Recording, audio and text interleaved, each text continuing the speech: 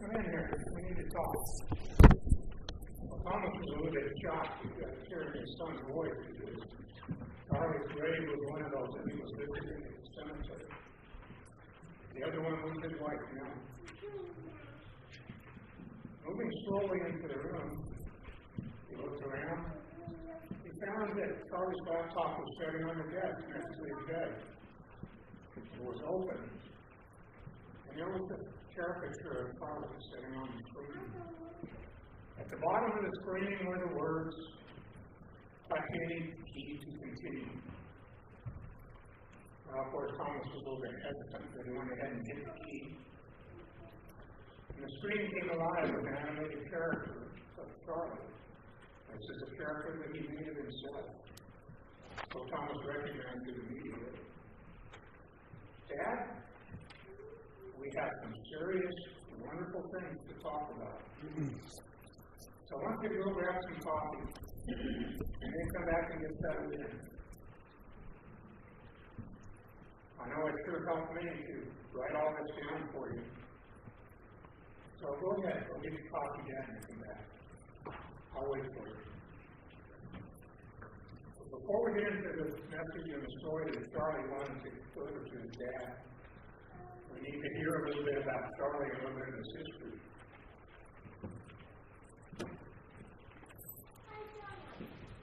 Thomas married the love of his life now. About 3 years into their marriage, she got pregnant. They thought this was a truly wonderful thing. Mel did everything she could to try and school Thomas and teach him what she knew about her loving God and Jesus. And Thomas became a devout Christian. When it came time for Charlie to be born, the doctors came in to Thomas and told him that we're having complications. I think we're probably going to lose both of them. Thomas did the only thing he knew how to do. He went into the chapel and he prayed to the Lord. I don't want to lose both of them. Let me have at least one. By this time, the doctors had already lost Nell. But for some miracle, they had saved Charlie. Now, when he was born, they cleared his airway, and they ended up trying to hit him about 10 or 12 times on the bottom in order to get him through. But that 10th hit was all it took, and he let out a yell that was heard throughout the entire hospital. Thomas had promised Nell that he would raise Charlie in the faith. And he did that. His position at the university was such that he could spend most of his time with his son. But between that and the two sets of grandparents, Charlie had a really good start in life.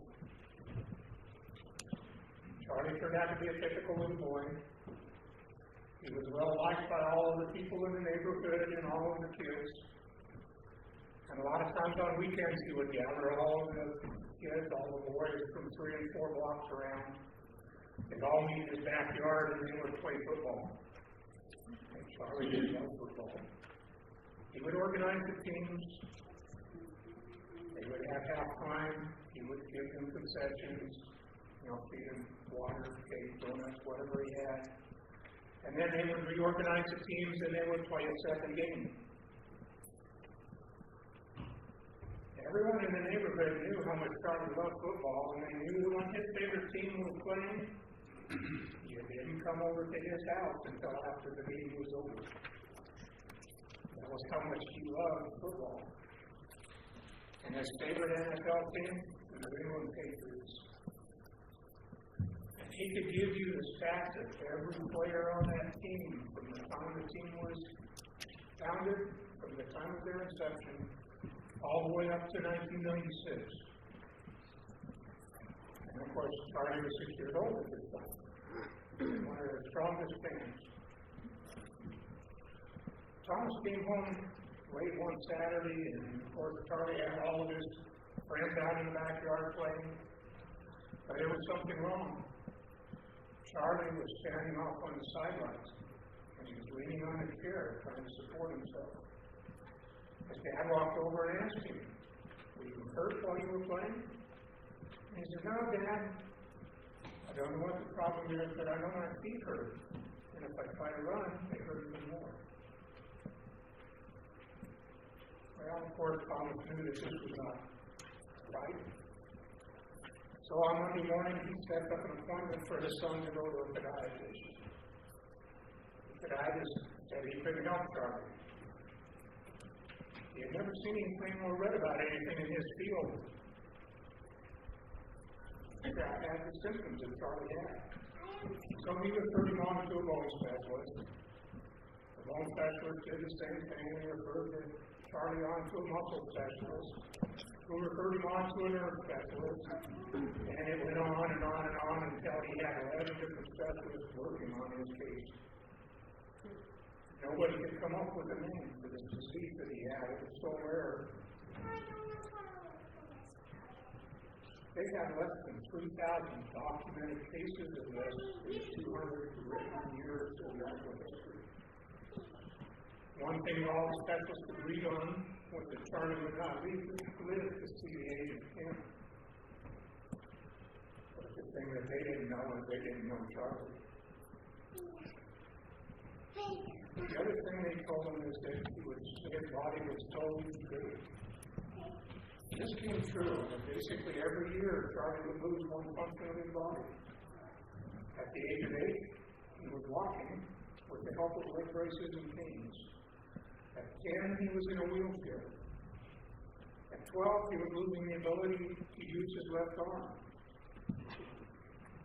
And Charlie explained to Reed think that was okay because he threw a football with his right arm. Also at the age of 12, Charlie had a truly joyous thing happen to him. Not only did he prove the doctors wrong by living past the age of 10, Charlie was asked to represent the local handicap society on the state level at a charity event that was being put on by the NFL. Did I mention that Charlie loves football? Bobby does love football. To make things even better, Charlie, or poor Charlie, most of the players that were going to be present were from the Super Bowl number 36. This is Charlie's team, the New England Patriots. They defeated the St. Louis Rams 20-17. The Patriots' very first Super Bowl win. So it was very exciting for Charlie to get to us. During the banquet, many of the players came over and they talked and they laughed with Charlie.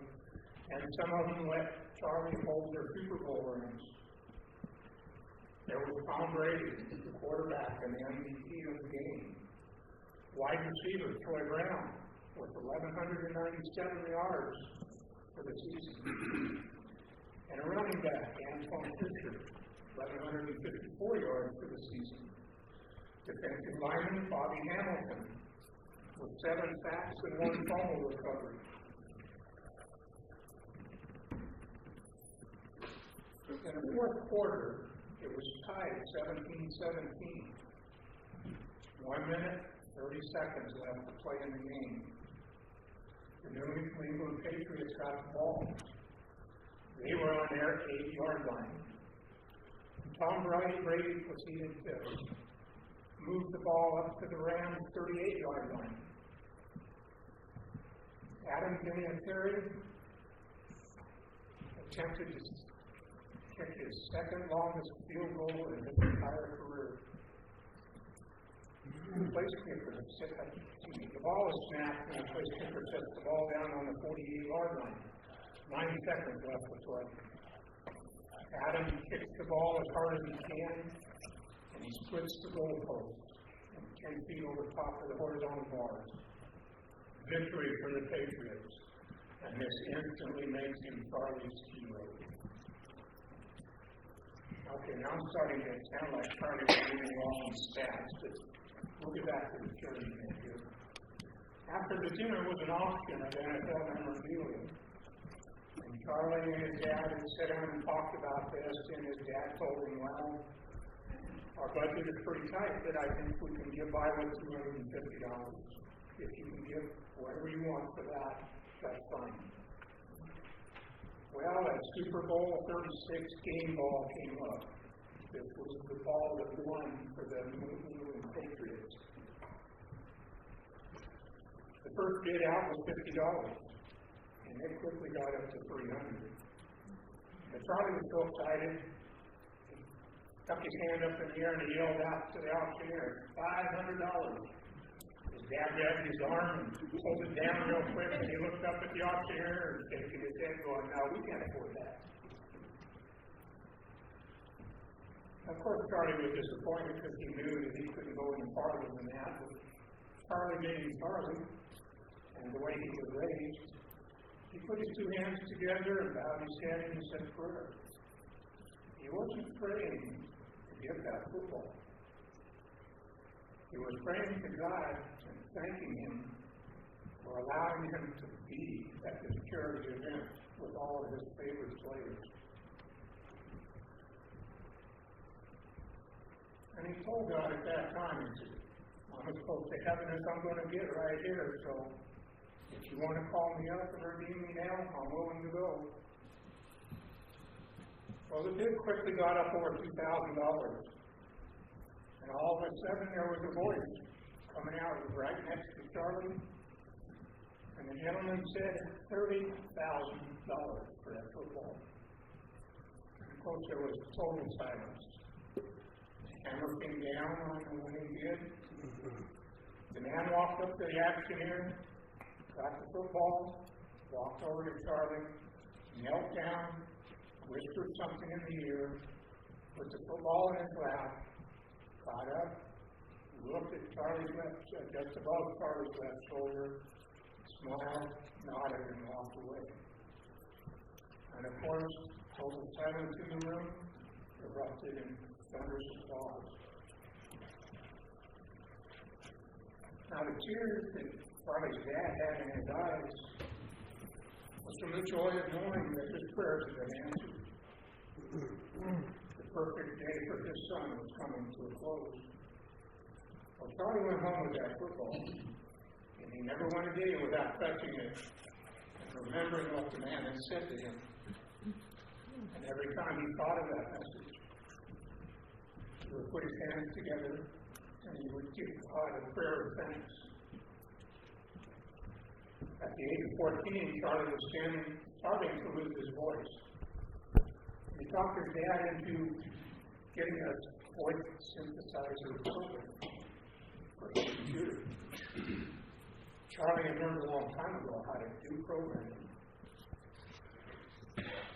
So he went about trying to customize his voice synthesizer to get it to sound as close to his natural voice as possible. And he got very close.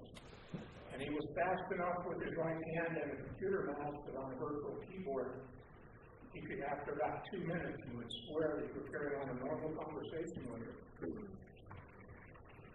Now that we have the background, I'm going to bring you up with the message that Charlie wanted to give his dad.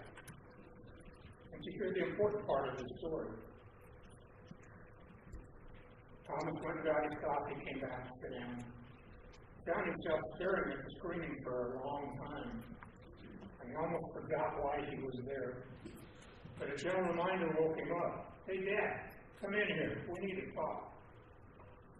Again, Thomas read the sentence at the bottom of the screen. That's when he key to continue.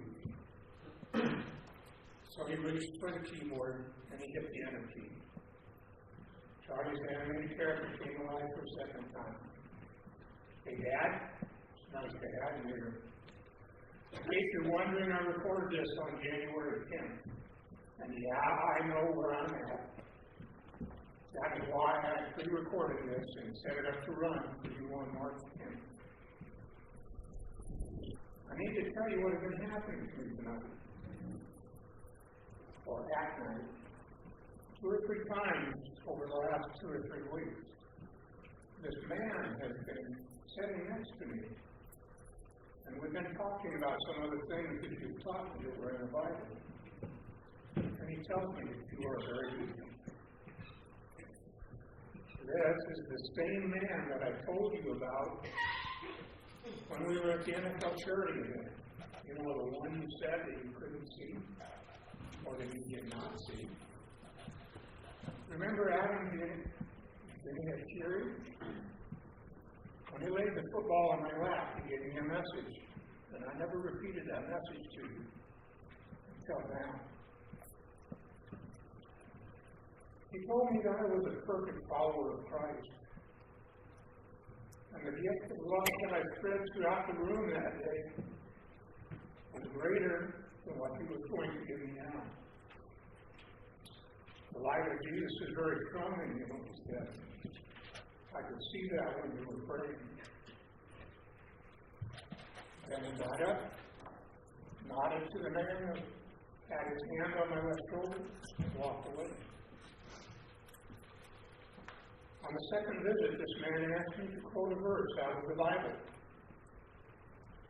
If you try this on the street, you'll find out this is very hard for most people to do. But generally, they can name the verse, and that's what I did. John 3:16. Now, this is probably the most well-known verse in the New Testament that has been repeated so many times and quoted. But I still couldn't think of the word, so I grabbed my Bible and I read it to him.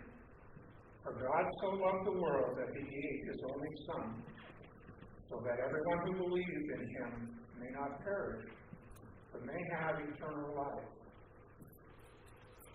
The man asked me if I understood what the meaning of this verse was, and I told him that I knew enough that you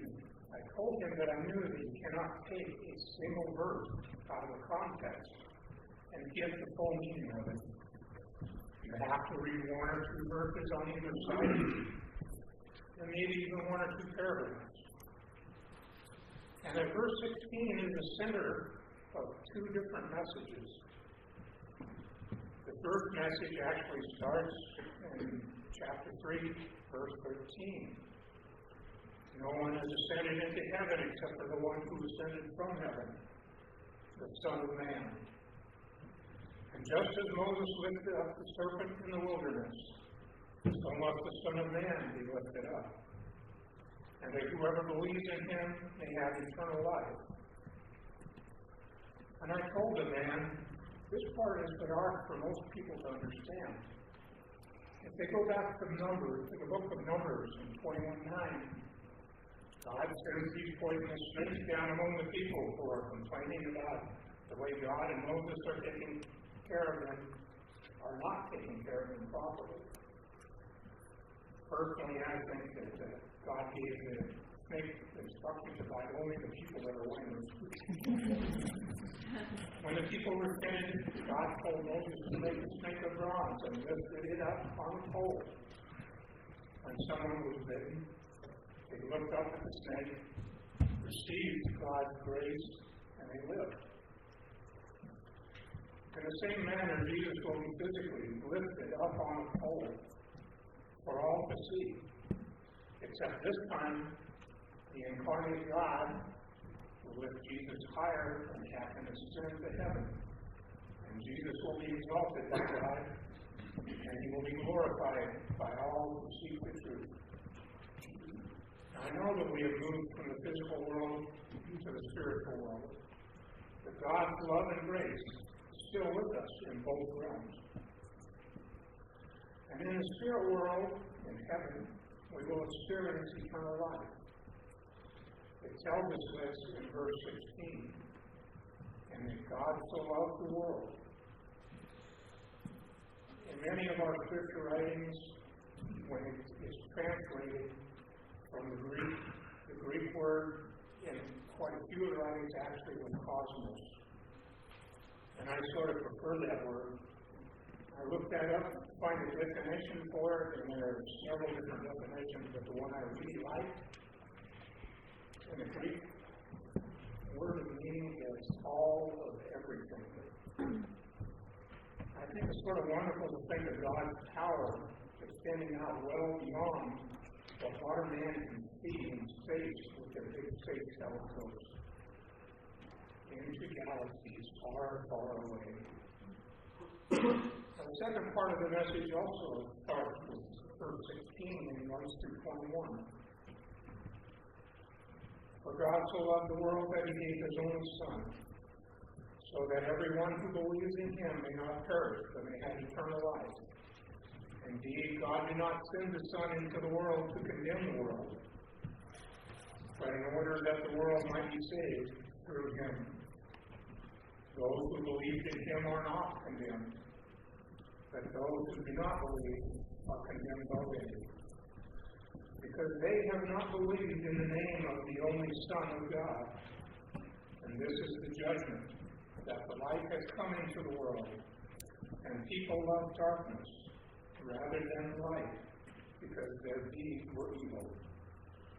For all who do evil hate the light, and do not come to the light, so that their deeds may not be exposed. But those who do what is true come to the light, so that it may be clearly seen that their deeds have been done in God. The key to this passage is the promise that the light of God has come into this world, so that good and evil can be illuminated, and we will know the difference. This makes way for the reconciliation and redemption with God through Jesus. This light is God, incarnated or embodied in Jesus, the Son. John reminds us that God loves the world and is intent on saving the world through Christ. Now the man nodded his head and said, "You're doing well. We have a little more time left. I'm interested in hearing more. Please, continue." To trust in Jesus is not simply to believe in something that happened long ago, but also to let our own lives be transformed by the Jesus we encounter every day. To truly have faith, we must trust our God, gain knowledge in Christ's ministries, and confess that there is always darkness within us. God's vision is future-oriented and demands engagement by us in this world that God is trying to redeem. That engagement takes place in Jesus' ministry, in our congregation, and in our Sunday worship. Our calling is to live by grace and create graceful environments that enable people of all ages to discover and walk in the light that warms, heals, and guides. The light of God that gives life to our physical bodies as well as to our souls. All of this Jesus is saying to Nicodemus, the intellectual, the Pharisee, the teacher of his people. But Nicodemus is entrenched in the old scriptures, and he cannot see what Jesus is talking about. He's talking about the new covenant with God when Jesus is to be crucified. And Nicodemus shakes his head, walks away into the darkness, scratching his head in wonder. We, like Nicodemus, are invited to be born again and participate in God's new creation that intruded into this world when Christ was lifted up on the cross. We are invited to live in the light, so that God's grace watch over us, and to be people who choose exposure rather than to hide in the shadows of our sinful nature. This reminds us that the true life God has promised us is not the life that we can secure for ourselves. There is something more needed, and that is the truth that we find in Jesus and in God, our Creator and Redeemer. The man tells me that it is getting close to my time now, and I wanted to let you know how much I love you, Dad. I need to ask you a favor. He tells me it'll be quite some time now before you join Mom and I. And I know you can't bring my football with you into the spirit world. So could you memorize all the stats for the New England Patriots and bring them with you? Oh, and the man, sure wish he would give me his name, but he won't. The name has a message he would like to have and convey to you. The light has come into the world so that we might know the way to eternal life. It has already started. If you would join me in prayer. Lord, we thank you for sending your Son to be our guiding light. Help us to open our hearts and our minds, to let his Spirit direct us in everyday life, that we may see Jesus' ministry at work in the people around us and have the courage to acknowledge them. We thank you for allowing your knowledge and power to flow through the helping hands of our nurses and doctors, trying to make life easier for us. We ask your mercy to be sent down on all of those who are in need. These things we ask in your Son's name, Jesus Christ, our Savior and Lord. Amen. Amen.